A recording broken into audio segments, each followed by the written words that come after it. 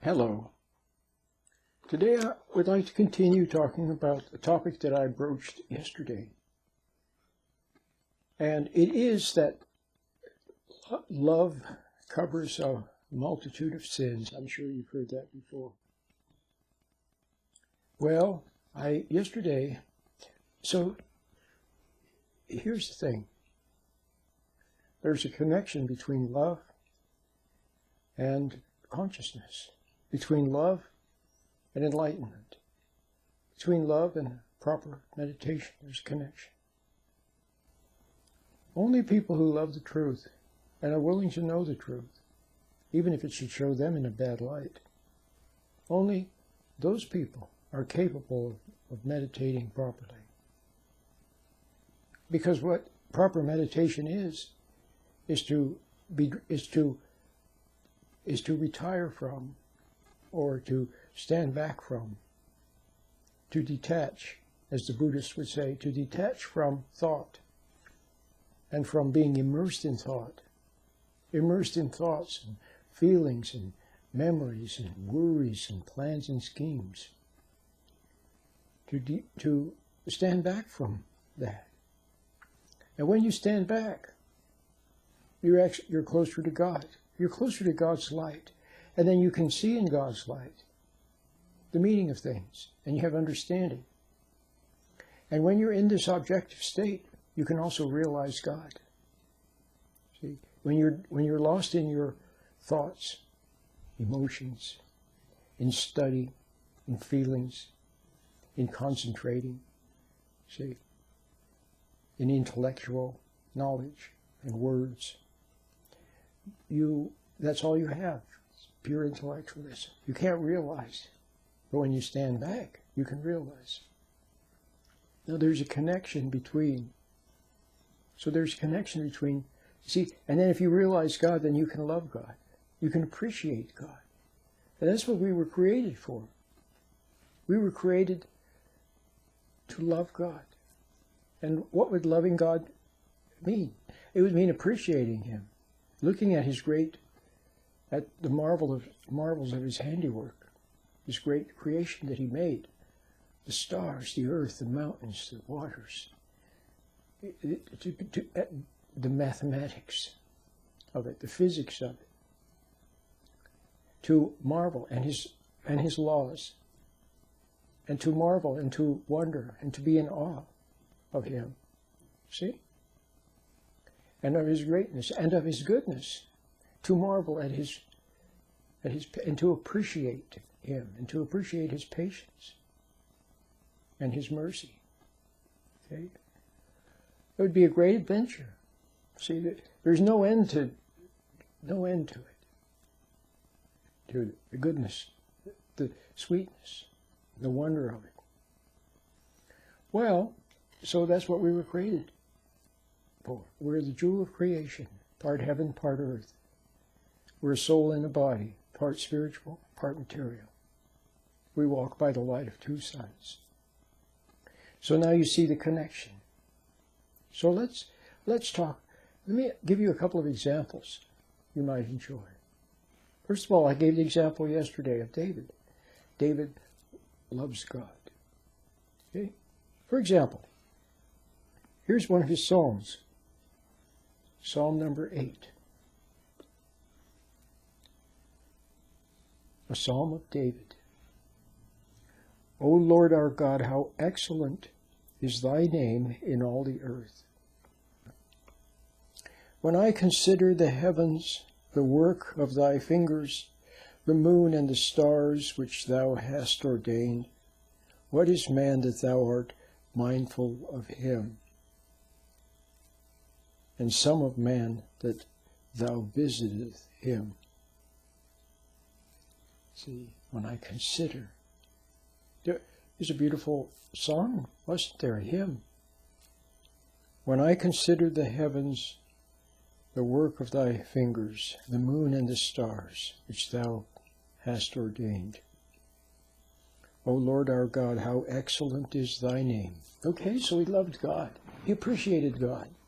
He appreciated God's handiwork. Here's another example where I want to bring in the idea of meditation. Something I was reading today. I think you might enjoy this. I was reading about Ignatius of Loyola. Do you remember Ignatius? Saint Ignatius, some people call him. This is from his autobiography, which was dictated by him to a Catholic priest who wrote it down. One day, that's Ignatius Loyola, one day he went to the church of St. Paul, situated about a mile from Manresa. Near the road is a stream, on the bank of which he sat and gazed at the deep waters flowing by. While sitting there, the eyes of his soul were opened. He did not have any special vision, but his mind was enlightened on many subjects, spiritual and intellectual. So clear was this knowledge that from that day everything appeared to him in a new light. Such was the abundance of this light in his mind, that all the divine helps received and all the knowledge acquired up to his 62nd year were not equal to it. So the key thing is here, he was sitting on the bank of a river, and he gazed at the deep waters flowing by. And while sitting there, the eyes of his soul were opened, and his mind was enlightened on many subjects. Well, you know what? He was in a meditative state. I'll tell you more about that in just a moment, but I want to read one more thing to you.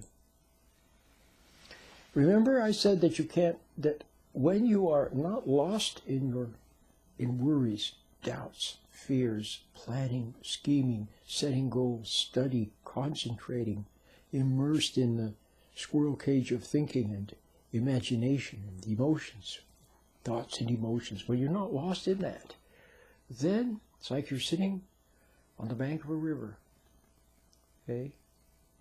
And you can discern, okay?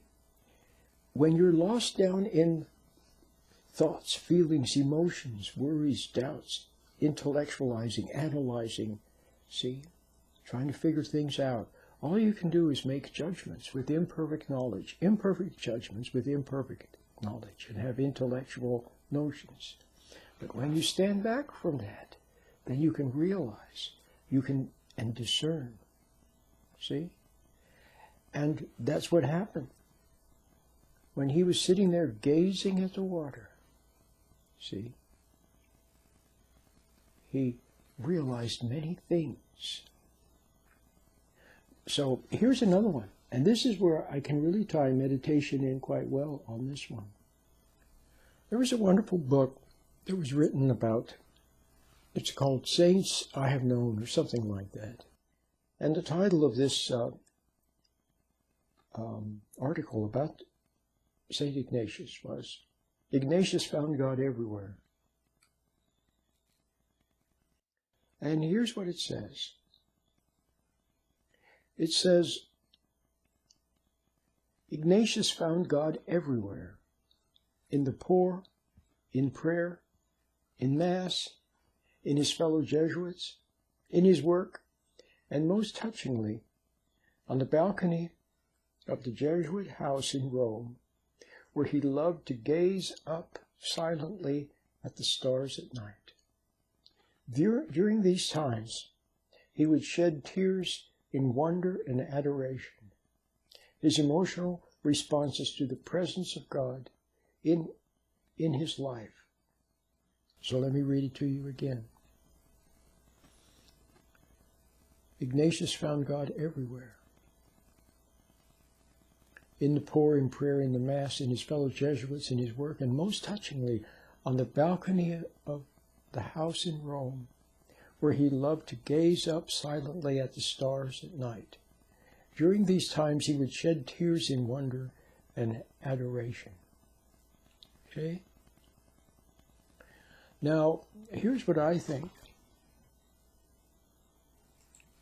I don't know this for sure, but I strongly suspect. See, these saints, David, Ignatius, Loyola, they were in an objective state. They were in a state of objectivity where they could realize and understand and comprehend. See, you can't find God in study, but you can realize God. Another example, Brother Lawrence. Brother Lawrence one day was walking in the forest and he saw a tree. And the tree had no leaves upon it. It was wintertime. And he looked at that tree. And then he realized, see, that's the word, he realized. He realized that the tree was not dead. He realized that soon, in the spring, the tree would sprout leaves and flowers, blossoms, see, and come to life in beautiful splendor to provide shade and a resting place for the birds. Okay?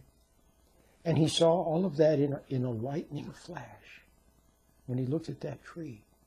And in that lightning flash, he realized God's genius. He realized God's patience, God's wisdom. He realized all of that in a lightning flash. See? That's what we were created for, to wander on the journey of discovery through God's wonderful universe, discovering of Him. Everything will remind us of Him and His greatness and His goodness and His patience. See? So there you have examples. David loved God. David said, in one of the Psalms said, how I love your laws. David loved the laws. See? He loved God. He loved the beauty, the justice, the perfection, the wisdom in God's laws. And Loyola, gazing at the stars, had awe and wonder and adoration of the marvels of God and His handiwork. Okay? And Brother Lawrence, when he saw that tree, realized God's patience and wisdom. So it's like that. See? So here's the thing. So one of the things that I try to do in these lectures is to make you aware of the fact that there is such a state, that you have fallen from it. You had it, you were close to it when you were a little child, and you fell from it. That's what I talk about in all my lectures and my books and my radio program. But in this little lecture here, I want to make you aware of how this state, this meditative state, a little bit of detachment, that's all you need. You need to find it. Now, some people find moments of it. Okay? And but if you could find it all the time, see, to the point that you always are objective. And then if you find yourself falling into excessive thought or worrying or getting lost in something, you immediately notice it and then you snap out. It's like when you're driving. You know how when you're driving and all of a sudden you get lost in a daydream and then you drive right past the exit you were supposed to take? Well, then now if you get to meditation and you learn how to find this objective state, then you're driving down the freeway and then all of a sudden you're lost in a daydream, but then you snap out right away. You notice you're lost in a daydream and snap out, and now you're back in the present again, see. So I want to talk a little bit more about Loyola, sitting on the balcony and gazing at the stars and realizing things about God and experiencing awe and wonder. Now, there's something about looking up. In the Bible, it says, lift up your eyes. There's a little experiment now or when you're done watching this video, you can be sitting in a chair and pick a spot on the wall above your eye level, spot on the wall, okay, and then just gaze at it. Okay? Just gaze at it, just stare at it, sort of defocus and gaze at that spot. And when you do, when your eyes turn up, okay, you turn your eyes up and look at that spot above, and your peripheral vision opens up. As you're looking at that spot, you see a much wider peripheral vision. It's amazing. There's something about looking up that opens up your peripheral vision. So there's something about that. So I think that the little meditation that I have where you close your eyes and you look at the inside of your eyelids, I think it's the same thing. And I think that you find that you are, your mind, your being, your soul somehow, just by that little thing, it facilitates. It's just a little mechanical thing, okay? But it facilitates defocusing, defixating. It facilitates being in the detached state, okay? So, you might try that. It's fun. And then try the meditation. Close your eyes and look at the inside of your eyelids.